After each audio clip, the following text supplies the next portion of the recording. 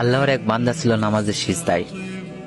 আল্লাহ ডাক দিয়ে বলে, বান্দা, তুই যতই নামাজ পড় আর যতই সিজদা কর, তোর ঠিকানা জাহান্নাম।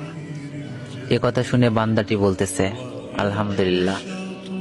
আল্লাহ বলে, এই বান্দা, জাহান্নামের কথা শুনে কেউ আলহামদুলিল্লাহ কয়?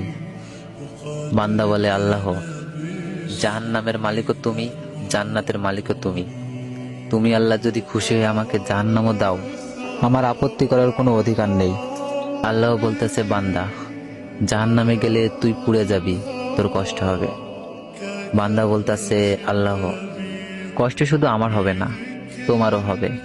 আল্লাহ বলে, বান্দা, তুই পুড়বি জাহান্নামে, আমার কষ্ট কেন হবে?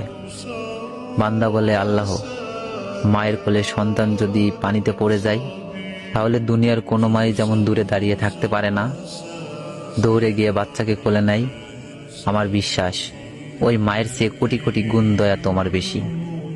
আমাকে জাহান্নাম দিলে তুমিও আল্লাহ শান্তি পাবে না।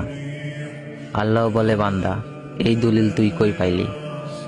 বান্দা বলে, আল্লাহ, আমাদের জাতির পিতা ইব্রাহিম আলাইহিসসালাম তোমার প্রেম বুকে নিয়ে যখন নমরুদের চুলায় পড়ে গেল, তার আগেই তুমি বলে দিলে, আমার দিকে তাকিয়ে দেখো, আমার কলেজা ভরে শুধু তুমি আছো, আর অন্য কারো জায়গা নাই।